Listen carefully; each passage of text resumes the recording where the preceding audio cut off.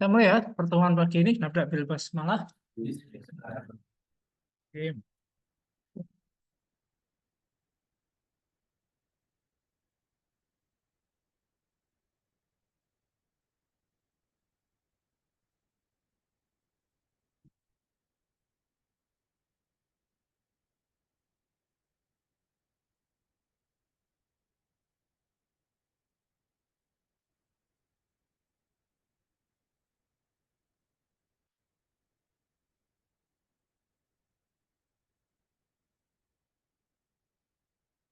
Oke, kita masuk ke pertemuan 12 ya ini. Tentang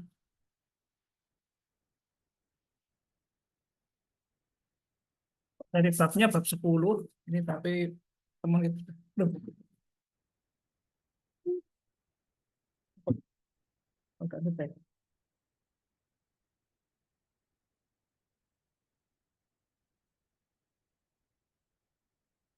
Sumber HPM tidak didukung. Biasanya pakai ini ya? Hah? Apanya digajar? Ininya. Oh,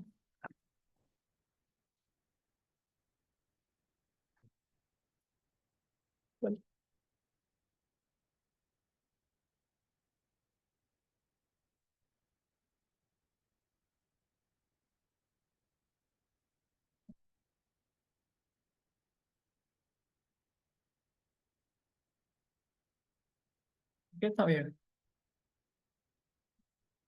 Join Zoom aja ya. Join Zoom aja ya. Terus matikan ini. Enggak tahu.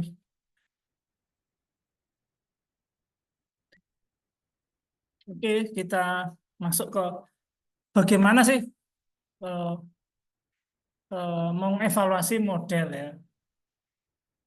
Dari pertemuan kedua dan seterusnya hingga mini project ya, kita sudah belajar bagaimana membangun model deep learning ya pada kasus baik itu supervised learning ya untuk klasifikasi, regresi kemarin ada yang menggunakan LSTM ya untuk memprediksi suhu, terus yang kasus unsupervised learning ada autoencoder, ada GAN, ada apa lagi kemarin? Unsupervised. Ada autoencoder, ada GAN, ada itu saja kayaknya. Itu aja. Terus untuk self-supervised kita sudah belajar contrastive learning ya. Nah, sekarang permasalahannya bagaimana mengetahui ya bahwa kinerja model yang kita buat, HP-nya minta tolong ditaruh. Ya, kinerja model itu sudah bagus atau belum. Ya, kelompok berapa kemarinnya? Itu kelompok 5 atau kelompok 4 ya. Dia dipakai untuk kasus kemarin yang operasinya jelek itu kelompok siapa? Kelompok 5 atau kelompok 4 ya kemarin ya. Jadi performance akurasinya itu sekitar 44%. Jadi kalau diibaratkan kalian ujian ya, ujian jangan sekian dapat nilai 44 gitu, padahal nilai tertingginya kan 100 gitu. Kalau dari sisi apa batas minimal kelulusan itu tidak lulus gitu.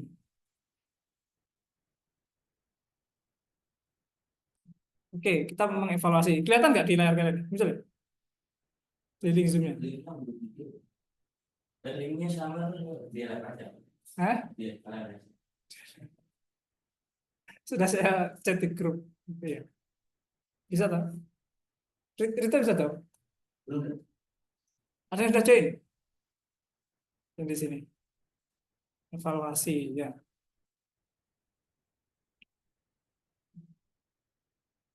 Model evaluasi itu paling penting ya.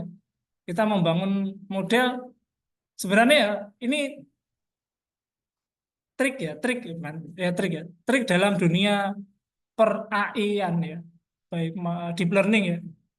Kalian mau masukkan data apapun ya ke dalam model deep learning, pasti keluar hasil ya, apapun itu. Ya, kalian masukkan ke CNN ada gambar apapun, CNN gambar embuh wis pokok dimasuk nih, kalian bikin folder sendiri random gitu ya. Dimasukkan di training pasti keluar angka, keluar hasil itu pasti. Ya. Permasalahannya ya, goal kita kan ingin membuat AI yang bisa benar-benar memprediksi dengan bagus ya. Ya. Makanya kita perlu namanya mengevaluasi model ya.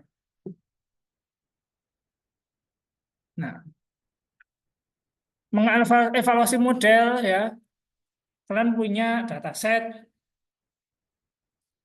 misal ya, set. Ada yang pakai klasifikasi kemarin image ini kerjanya ya. Misalnya punya data ya, panjangnya misal ada 1000 ya, 1000 data ya, data 1 sampai 1000 gitu. Data ya, data. Ya kita ingin melatih model ya, melatih model dari data image ya, antar image, kumpulan image dari images, lalu dari direktori kumpulkan data setnya kan untuk dilo. Biasanya menggunakan bentuk pembagian antara train dan tesnya, ya. Train dan tesnya, ya. Ini biasa membagi antara 80% untuk training dan 20% untuk training. Ini yang biasanya standar pakunya.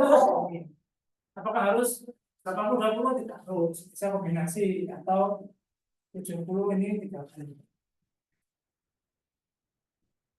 Data train ini ya, ini dipakai untuk model. Ya. Model ini apa model? Model. Apa model itu? Ya model ya, dia kan bikin model CNN gitu ya. Satu model ada sekian layar konvolusi gitu kan. Konvolusi 2D, terus ada konvolusi lagi ya. Konvolusi misal ada 1, 2, 3, ada 3 layar. Terus ada layar ini klasifikasi ya. Klasifikasi, misal jadi ada berapa kelas, misal ada 3 kelas ini ya. Ini namanya model. Ini saya baru ya. Ya, ini namanya model. Nah, model kalau kan membangun model sendiri ya, ini namanya model sendiri from scratch ya kan, bikin layer proporsi sendiri, ini model sendiri. Ada model yang dari transfer learning ya kan, dari TL, kan menggunakan misal ResNet gitu ya. ResNet kan ada yang 18, ada yang 50. Nah, kemudian ditransfer ya, transfer ada model transfer ya, misal langsung pakai langsung untuk klasifikasi, layer klasifikasi ya. Di sini ada proses Plater ya, ini klasifikasi untuk Java. Nah, ini model juga ya, model yang kalian bangun ya, kalian latih dengan 80% data ini ya. Yes. Oke. Data ya. Ketika training itu yang diukur apa sih? Ketika training apa? Tujuannya apa training itu? Ya, ya, namanya saya nanti model. Goalnya apa itu? Jadinya sampai antara lo sama Oh, nantinya ah, itu hampir rata gitu, hampir rata. hampir sama. tujuannya umumnya itu adalah bahasanya kurvanya, ya kalau digambarkan kurva, idealnya training model kan ini kurva loss ya, ini kan apple, ya jumlah loopingnya itu loh, ini lossnya, ya kan? Idealnya kan kurvanya gini, yuk, jadi begini. Kondisi seperti ini apa? Tak ulang lagi. Apa? Sudah lossnya tidak signifikan lagi perubahannya. Kon apa? Per Faktor game. kenali istilah. Nanya tentang berapa lupa ya? Apa tuh tulisan? Saya pakai dalil loh. Dalilnya ini. Pakai Nawawi itu loh.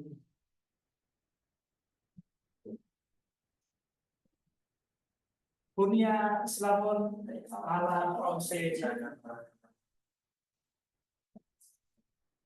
Harus apa? Orang Islam tanya orang mau masuk Islam untuk Islam sendiri nggak ada. Oh. Ya oke. Tujuannya kan kita mengecilkan loss ya. Bahasa lainnya apa? Mengecilkan loss itu ya convergen kan kondisi ketika nilai ya suatu nilai itu tidak lagi ada perubahan signifikan. Apapun itu nilainya, entah itu nilai loss atau nilai akurasi atau yang lain. Tapi umumnya kita menghitung nilai loss. Kalau lossnya sudah tidak perubahannya sudah sangat kecil, itu convergen itu bisa dilihat dari kurva grafik. Ya, tujuannya kita meminimalkan loss ya, minimizing loss ya, meminimalkan. Masih ingat pertemuan pertama kita kan membahas tentang regresi linear atau sama garis. Ya. Tujuannya apa? Sama garis itu kan memodelkan garis pada data yang kita punya kan, sehingga bentuk garisnya itu benar-benar optimal. Contoh seperti ini. Ada data seperti ini ya. Tujuannya kan kita membuat garis ya kan, seperti ini ya kan. Dengan cara apa? Modifikasi. Ya, modifikasi garis ya. Ini kan persamaan garis ini sama dengan mx plus c. Kita modifikasi ini m dan c-nya. Setiap kali modifikasi kita kan menghitung nilai selisih antara titik ini dengan titik yang ada di garis kan. Tujuannya apa? Ya nilai selisih itu paling kecil. Itu setiap kali epoch, setiap kali putaran. Ya, setiap kali putaran, epochnya kecil. Nah, diulang berkali-kali gitu sampai pada hitungan pertama nanti dihitung lagi dari nilai loss itu dipakai untuk menghitung mengupdate ya mengubah nilai M dan C-nya. Loss yang kemarin kita pakai apa? Misal untuk apa ini pakai SSR loh. Apa itu? Sum of square residual. Bentuknya bagaimana? Sum of square residue. YT itu apa YT?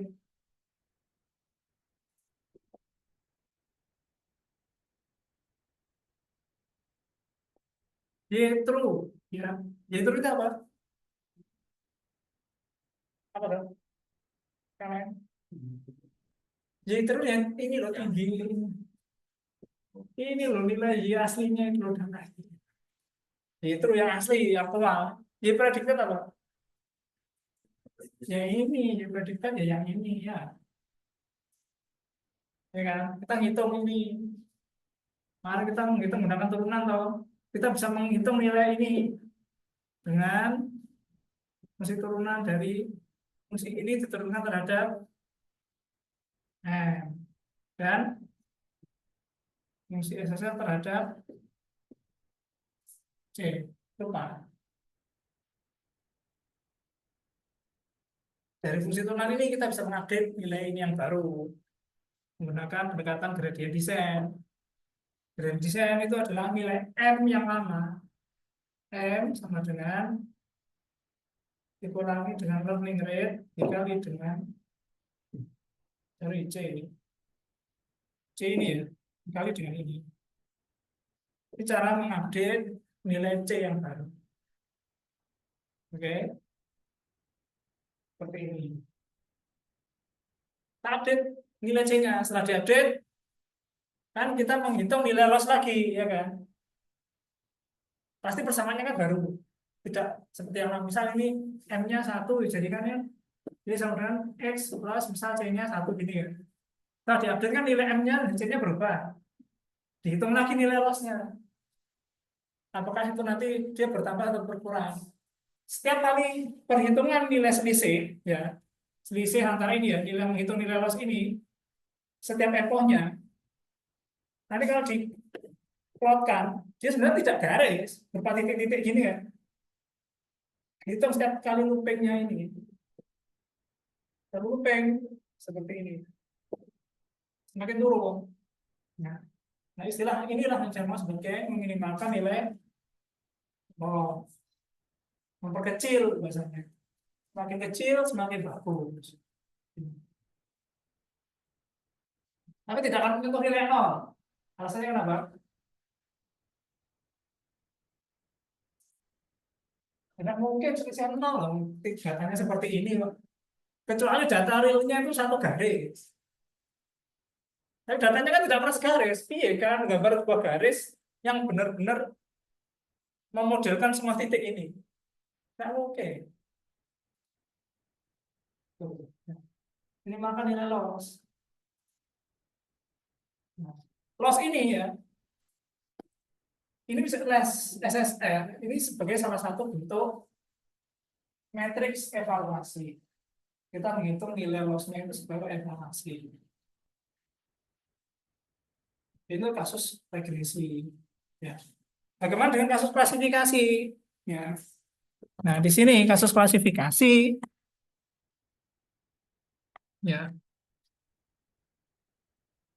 apa kira-kira yang sudah kalian lakukan kemarin untuk klasifikasi, mengukur kinerjanya pakai apa?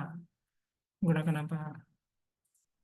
Akurasi, apalagi advance score, apa? Precision, recall. Ya, sebenarnya apa sih? Ya, maksudnya matriks itu, ya. Kok bisa keluar nilai akurasi, keluar nilai apa? Presisi, recall, dan advance score. Apa sih sebenarnya itu? Apakah tidak cukup cukup dengan akurasi itu ya? Ya, ya anggaplah akurasi itu nilai ujian kalian gitu loh, mengerjakan soal itu. Apakah cukup dengan menghitung nilai ujian? Oh, nilai benarnya sekian, salah sekian, cukup enggak? Ya kalau kasus ujian cukup. Tapi bagaimana dengan model deep learning? Nah, ada beberapa kondisi yang perlu diamati ya. Kondisi apa itu? Kita lihat. Kan kelihatan nggak di Zoom keluar? Ya. Nah, klasifikasi ya. Ini umumnya ya diukur ya. Performanya adalah menggunakan confusion metric. Ingat, confusion metric itu bukan matriks kinerja ya. Dia hanya sebatas tools. Ya. Berupa tabel. Tabel perbandingan. Tabel perbandingan apa? Antara data prediksi dengan data aktual. Ya, jadi kita analis di situ ya. This. Itu contoh kasus data prediksi antara sehat dan sakit. Ya, Nah, yang perlu digarisbawahi di sini ya, ada istilah positif dan negatif. Nah, untuk kasus klasifikasi itu ya confusion metric itu perlu istilah mana label positif, mana label negatif. Nah, ini tergantung kesepakatan artinya ya. Artinya gini, kita mau mendeteksi sakit atau mendeteksi sehat. Nah, ukuran positif itu tergantung dari tujuannya. Kalau ingin mendeteksi sehat, berarti label positifnya adalah sehat. Kalau ingin mendeteksi yang sakit, berarti label positifnya sakit. Ya.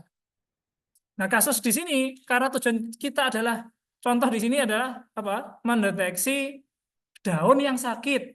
Ya. Berarti positifnya itu adalah sakit. Ya. Jadi ini clear dulu ya. Nah, di dalam conversion matrix ya kalau di sini kan kelasnya hanya dua kan, daun yang sehat atau yang sakit, ya kan sehat dan sakit. Ini kita bisa membuat tabel, ya tabelnya seperti ini. Ada kolom aktual yang sebelah kiri ini ya, ke bawah itu aktual artinya itu data setnya yang sudah dilabeli itu sehat, sakit. Prediksi juga demikian, kita buat kolom prediksi yang ke kanan ya, kolom ke kanan itu sehat dan sakit. Nah, dari sini kita menghitung, ya, menghitung, menghitung ya antara, ya, membandingkan berapa sih jumlah dari evaluasi tadi ya, dievaluasikan model kita training ya, selesai sampai sekian epoch, misal 10 epoch, setelah itu kita melakukan evaluasi, ya, evaluasinya, ya, kita ingin memprediksi berapa sih, berapa persen ya model CNN kalian itu memprediksi ada daun yang terkena penyakit atau yang sehat. Ya. Di kolom sehat, sehat itu artinya apa? Data aktualnya sehat dan data prediksi sehat itu model berhasil ya memprediksi dengan akurat sejumlah 50 data. Yang prediksinya itu sehat dan aktualnya sehat.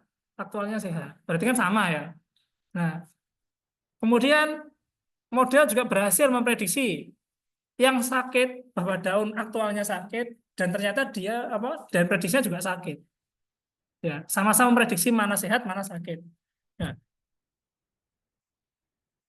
Ingat tadi ya, kita memprediksi sakit ya itu sebagai positif. Ya.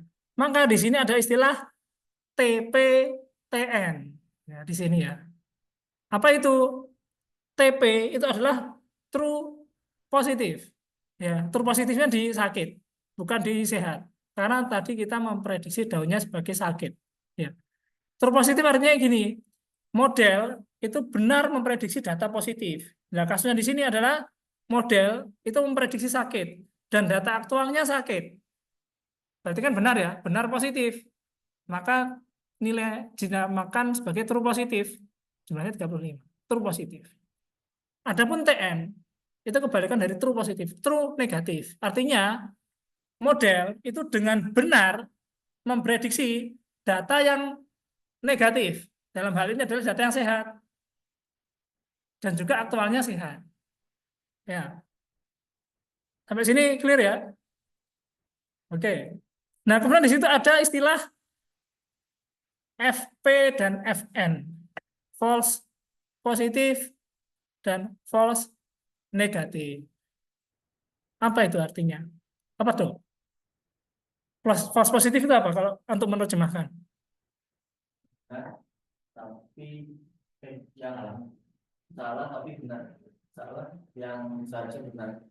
Kalau dalam kasus daun ini bagaimana? False Sakit positif ya, yang false positif. dan sakit. Saat Ada 10 FP itu ya. Maksudnya apa itu?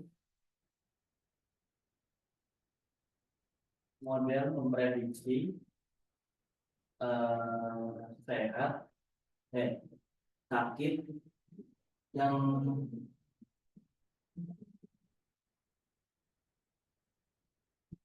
Apa itu?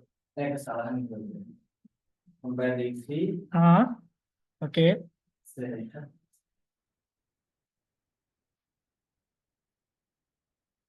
Kesalahan yang paling Kesalahan yang paling valid. Oke, ada yang bisa memperbaiki, Wafa? mungkin itu Yang FP ya, yang FP untuk 10 itu bagaimana penjelasannya itu? jadi tidak sakit, Oke, kamu tak boleh sehat. sehat. Oke. Ya, begitu ya. Dengan kata lain, model itu bukan berhasil ya, memprediksi 10 data itu sakit. Padahal aslinya dia sehat, itu false positif. Ya, positif kenapa? False-nya false yang positif. Ingat ya, positifnya tadi kan sakit, tapi itu salah, false gitu loh. Karena diprediksi pada aslinya sehat gitu loh. Nah, ini kebalikan dengan false negatif. Model memprediksi sehat, padahal aslinya sakit.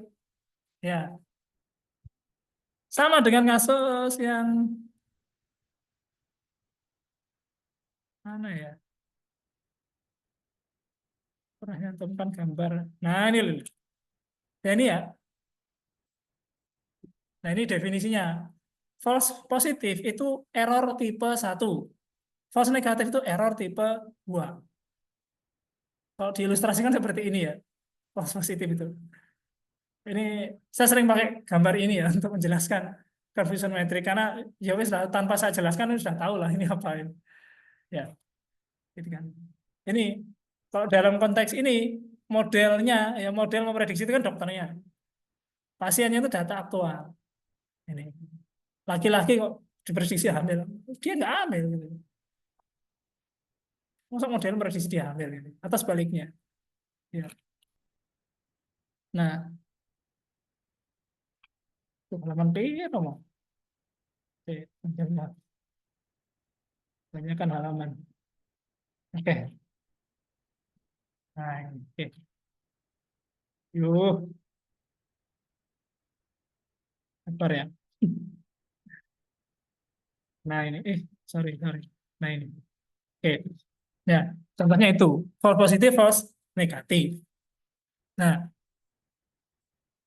dari melihat dari tabel ini ya, idealnya itu bagaimana? Ulang, apa idealnya? Melihat conversion metric itu idealnya itu bagaimana? Contoh tanaman itu Ya, yang di sini, yang di tabel itu ya, idealnya. Kita melihat kondisi ideal. Kira-kira bagaimana? Seharusnya, ya, kondisi yang seharusnya, ya, kudune, ya, kondisi kudune itu bagaimana? harusnya yang diprediksi itu sudah sebenarnya benar. Bagaimana? Yang diprediksi Oh, yang diprediksi? yang itu sehat Hmm. diprediksinya ya. Idealnya Idealnya prediksinya juga sehat. Atau uh, bagaimana? yang idealnya itu diprediksi itu yang diprediksi itu satu hasilnya gitu. Oke. Yang lain, apa ya? Kalau aktualnya sakit, seharusnya prediksi juga sakit. Idealnya gitu ya. Kalau melihat tabel ini, ya, idealnya kan gampangnya gini, ya nilai FP dan FN-nya itu nol semua. Iya kan? Itu kondisi ideal. FP dan FN. Jadi itu kan tip error kan? Ya errornya harus nol. Kondisi ideal. Ya, tapi nyatanya kan tidak seperti ini gitu. Nah, ini kalau profesor saya ya di ITS itu menjelaskan ada beberapa kondisi ya, kondisi untuk kasus dataset tertentu. Nilai FP dan FN itu harus benar-benar kecil ya, terutama medis ya. Apa risikonya? Fat- Prediksi fatal. Fatal, iya fatal. Medis. Bayangin, iya, kayak kan ada teknologi untuk detek diagnosis penyakit paru-paru ya dari citra X-ray atau CT scan gitu ya. Nah kalau AI-nya salah memprediksi ini kena kanker paru-paru gitu ya. Sudah terlanjur dibedah gitu kan. Loh, enggak ada apa-apa. Kan repot kan? Nah itu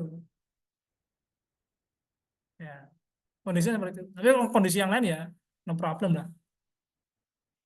Tujuannya itu mengecilkan FP dan FN. Nah, dari tabel confusion matrix itu ya, ini bisa dihasilkan beberapa matriks evaluasi. Ya, ya. Ada beberapa. Contohnya ada yang pertama ada akurasi. Ya, dari grafik confusion matrix ya, itu ada akurasi. Ada akurasi, ada F1 score, ada recall, ada presisi. Nah, sebelum itu kita pakai contoh data lain, kasus lain selain daun ya. Contoh di sini.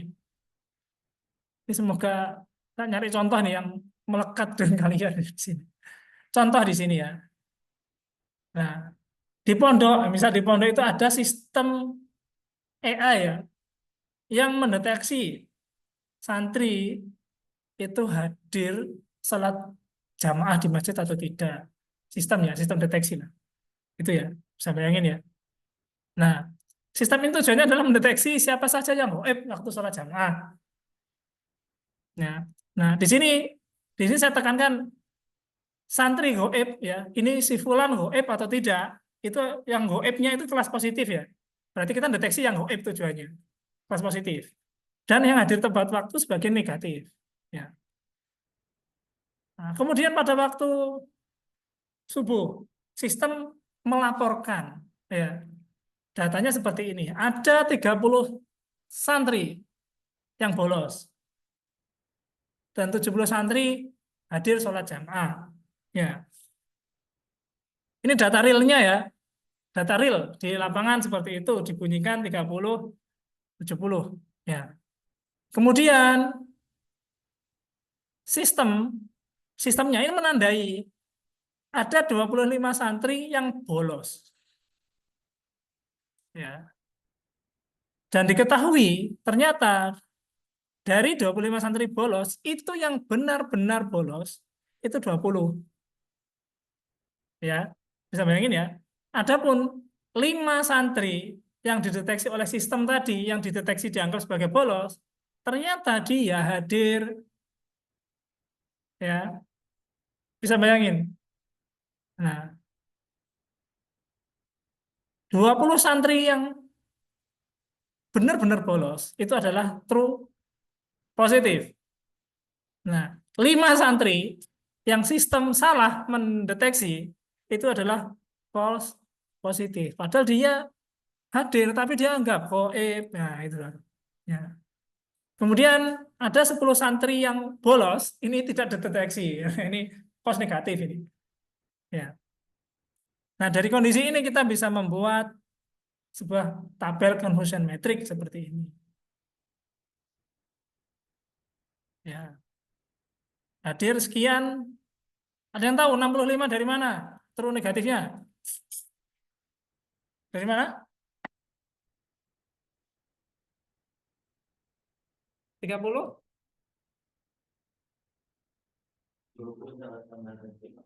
20 tambah 25? 30 tambah 25? 55. 65 dari mana? Ayo, coba dari mana? Berarti 70 yang benar-benar hadir, tetapi sih yang limanya itu 70 dari yang hadir, Oh, oke. deteksi 5 yang hadir tapi tidak terdeteksi. Oh iya, benar. Iya, benar, benar. Betul, betul. Ya, 65 itu dari santri yang 70 yang benar-benar hadir. Itu dikurangi dengan sistem yang salah mendeteksi tadi. 65. Itu turun negatifnya. Ya. Berdasarkan tabel ini kita bisa menghitung akurasi, presisi, recall, dan advance score. Seperti ini ya. Dari sini kita menghitung akurasi. Nah, akurasi itu apa di sini definisinya ya? Akurasi itu adalah proporsi ya antara semua prediksi. baik pada kondisi sistem mendeteksi bolos dan aktualnya bolos maupun sistem deteksi dia hadir dan aktualnya hadir itu dibagi dengan total apa semua prediksi semua data yang diprediksi tadi ya dengan kata lain kalau dihitung dirumuskan adalah true positif ditambah dengan true negatif ini kan berarti data yang sistem mendeteksi bolos dan aktual bolos mendeteksi goib mendeteksi hadir aktual hadir dibagi dengan total TP, TN, FP, FN. Itu adalah akurasi. Ya, akurasi. Berapa? Coba dihitung. TP ditambah TN dibagi dengan totalnya. 0,05. Kita hitung ya. Berapa tadi? 65 TP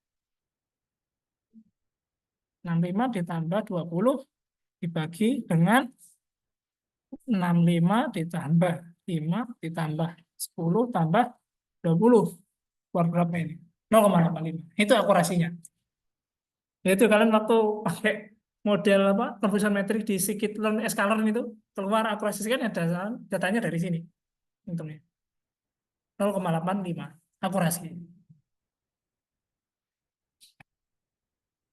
Ya, itu. Itu akurasi. Nah, cukup pakai akurasi.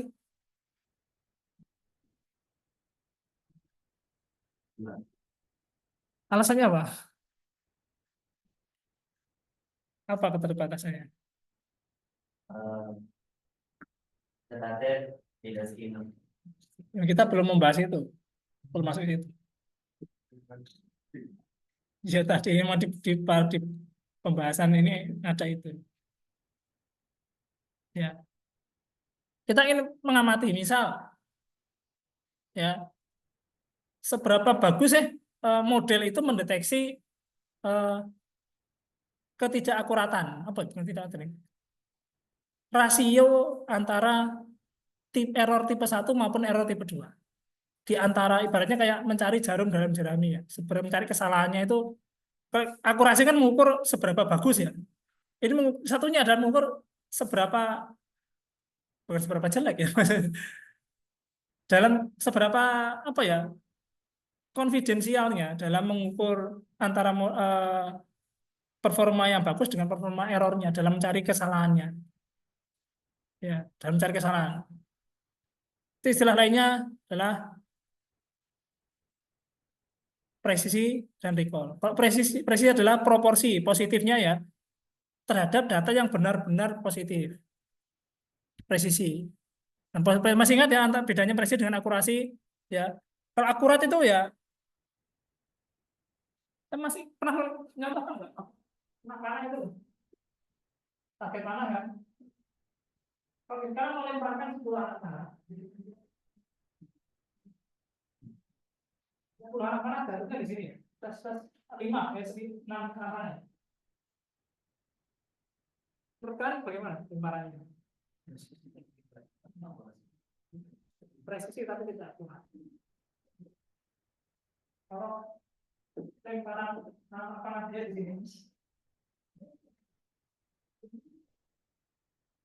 Ya. Bagaimana? Kadang bukan dari dalam tidak presisi. Tapi kalau lemparan panahnya di sini semua. Akurat itu tepat sasaran begini. Kalau presisi itu konsistensi menembakkan bersatu titik itu presisi. Meskipun nggak akurat, itu problem. Itu ya, itu presisi.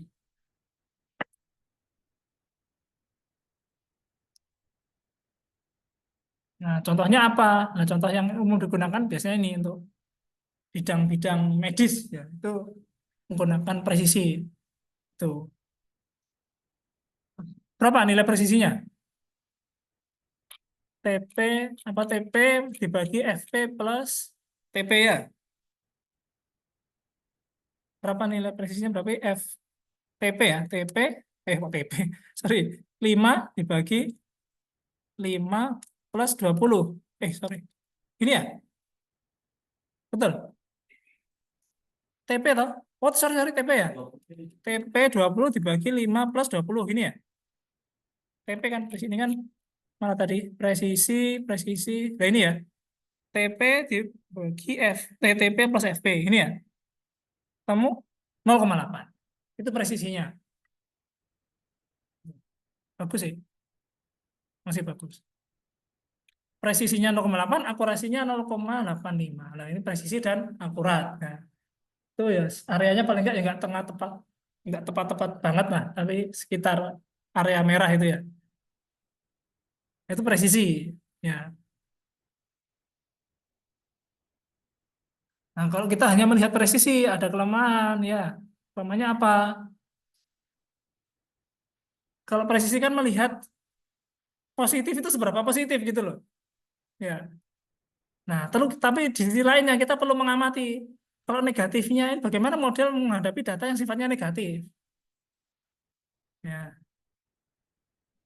ini. Nah, ada istilahnya namanya adalah sensitivitas matriksnya selain presisi tadi ya. Nah, ini menguji seberapa bagus ya model dalam mendeteksi kegagalan ya dalam atau false negatifnya ya. Ingat ya false negatifnya. Nah, kita menghitung dengan cara ini TP dibagi TP plus TN. TP-nya tadi berapa? 20 ya. Dibagi dengan 50 plus TN. Terus negatifnya ada 65. Ya. 0,235 sekian Richter. Ya.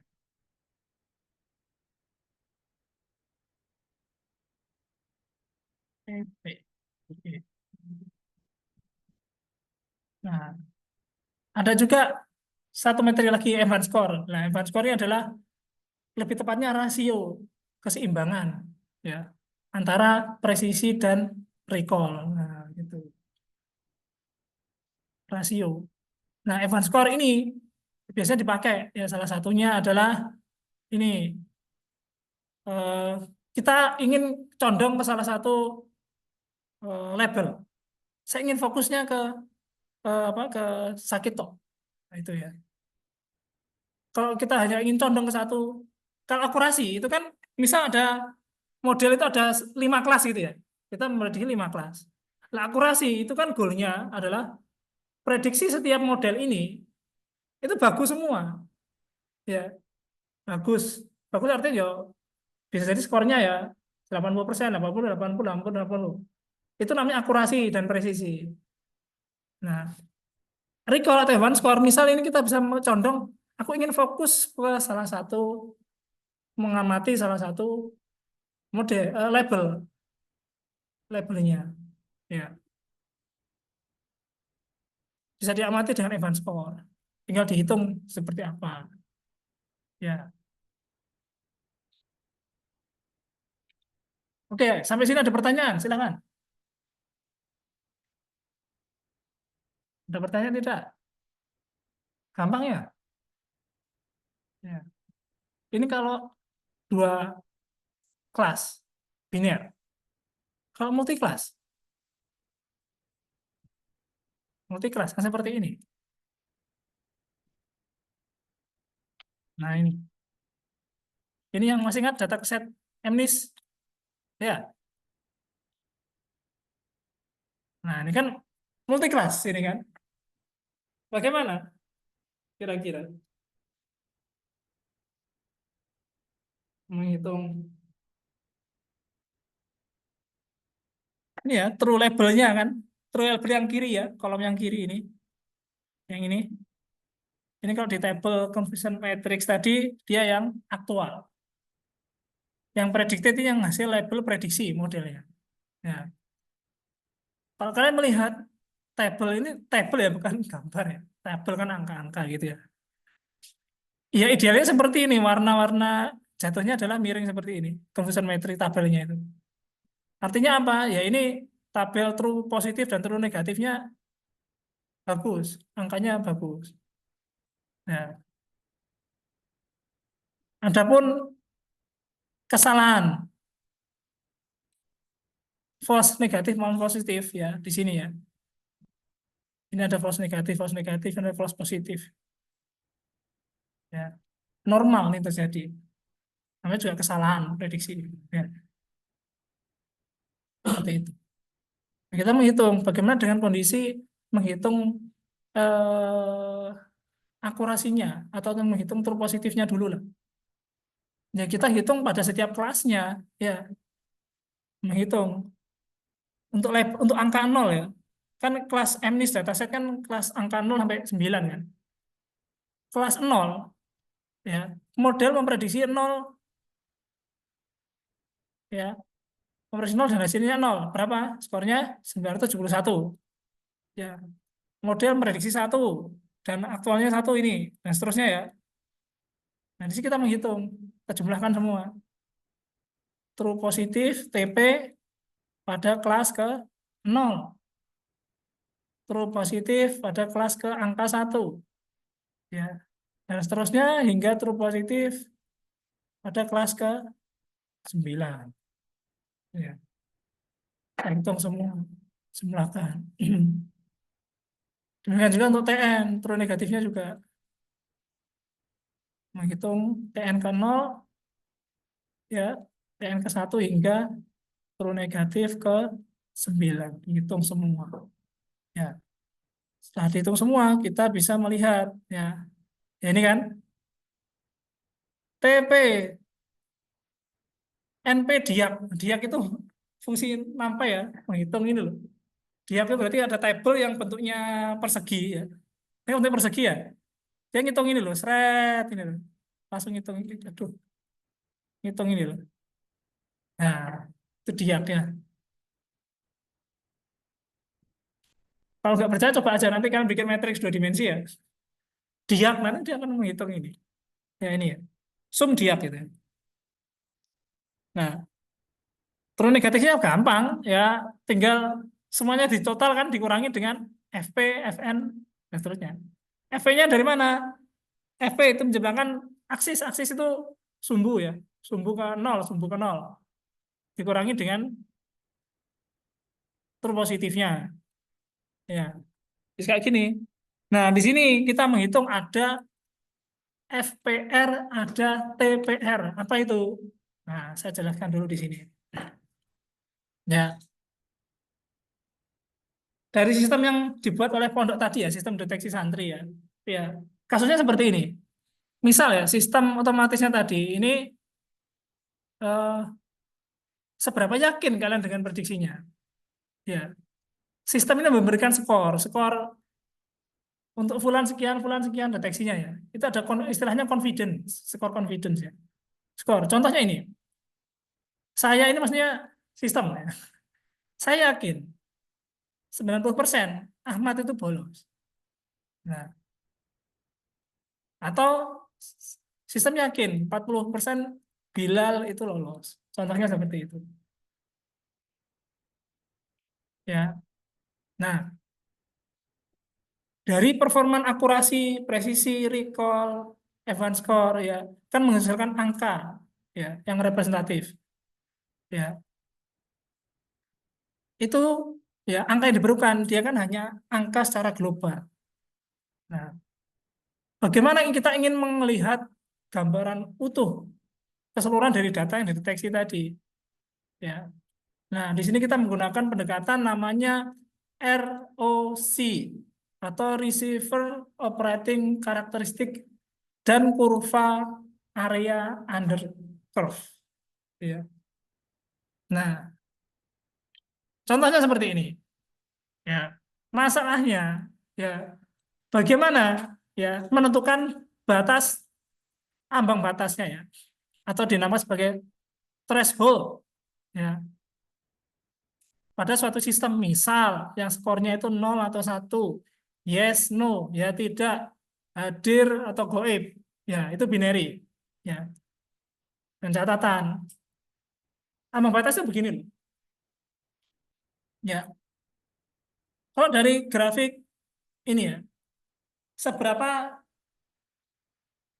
yang ini kan munculnya dari sistem ya, angka-angka ini ya, sistem prediksi. Lah, bagaimana sih sistem mempertimbangkan angka 65 ini ya, satu anak, satu data, dia dianggap hadir dan dia dianggap hadir oleh sistem. Pasti ada suatu angka kan, pertimbangannya. Wah, anak ini ambang batasnya sistem mempertimbangkan misal Yono hadir itu berapa gitu loh. Ya, bisa bayangin nggak? Ya. Oh, sistem pasti punya ambang batas. Oh, kalau ambang batasnya sekian, maka dia dianggap diprediksi hadir oleh sistem. Maka dia dimasukkan di angka 65. Ya, pasti ada ambang batas tertentu, batasan. Nah, ambang batas ini yang ditentukan nanti dia diukur ya, diukur dengan ROC, ROC ya. Gitu. Contohnya gini, sistem misal ya ambang batasnya 0,7. Jika deteksinya itu menghasilkan angka sekian dan di atas 0,7 ya, oh ternyata dia bolos gitu. Nah, problemnya bagaimana kita tahu ambang batas 0,7 yang terbaik? Bisa nangkap nggak dari sini? Sistemnya tadi kalau menurut kita belum. Nah, itu. Kunci di situ. Sistem kan pasti punya pertimbangan dalam menentukan seseorang itu bolos atau tidak, ya kan? Sedangkan hitungan akurasi, presisi, recall, dan seterusnya, itu kan dihitung setelah sistem menentukan keputusan, memberikan keputusan kan? Nah, dalam memberikan keputusan ini pasti ada ambang batas, gitu loh. Nah, kita tidak tahu sistem ambang batasnya berapa sih. Nah, kita bisa mengukur ambang batasnya dengan cara menggunakan ROC. Ya, thresholdnya ya kita bisa mengukur dengan beragam threshold gitu loh. Ya, ya. Bayangkan, misal 0,7, kalau thresholdnya kita tinggikan, dinaikkan mendekati 1 gitu, 0,9 gitu ya. Banyak data yang tidak diprediksi, yang miss. Tentu apa dampaknya? False negatifnya naik, ya kan? Contoh dari 5 santri tadi, pasti akannya akan nambah kalau kita naikkan thresholdnya. Itu. Karena sistem gagal mendeteksi. Ya, oke. Ada pertanyaan? Silakan. Bapak mau tanya kayaknya? Eh? Ada pertanyaan? Aman? Masih clear ya? Ya. F1, FN-nya naik pas negatif tadi ya. Ya. Dan ini memicu recall-nya rendah. Ya. Nah, sebaliknya, kalau threshold-nya terlalu rendah,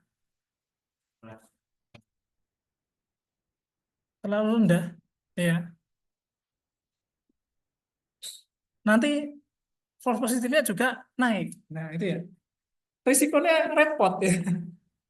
Berarti kita tidak bisa menentukan nilai threshold-nya itu minimal, paling rendah, atau maksimal. Berarti kan kita nyari yang sedang-sedang saja gitu. Ya, nyari yang pas. Atau bahasa lainnya yang optimal. Ya. Nah, tekniknya kita menggunakan ROC. ROC.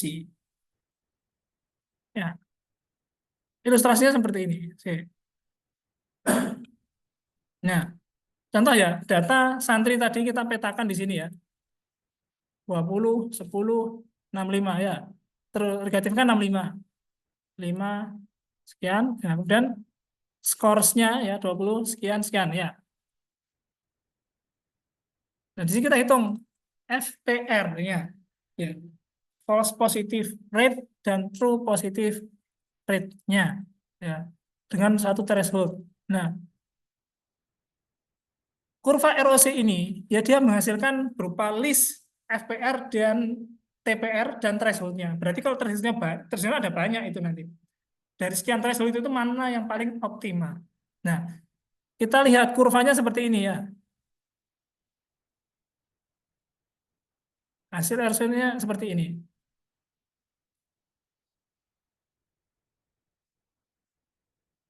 Nah, ada satu teknik dalam mencari apa nilai threshold yang optimal, yaitu menggunakan Yoden matrix. Ya, dia mencari nilai J-nya paling tinggi dengan cara menghitung antara true positive rate dikurangi dengan false positive rate. Ya.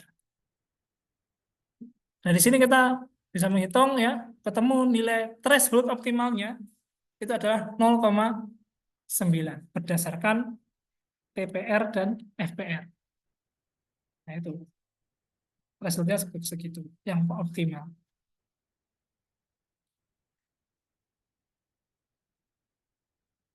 Ya. Nah, ini tekniknya, cara menghitung true positive rate dan false positive rate. Ya.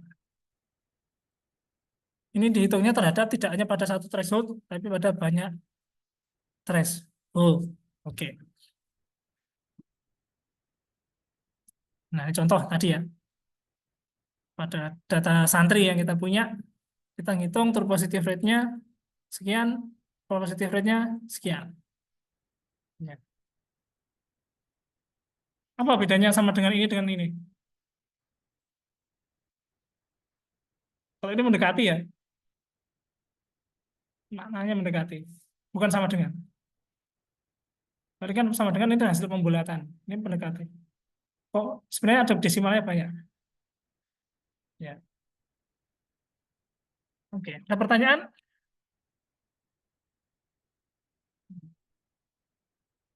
Ada? Silakan. Masih ada matriks yang lain.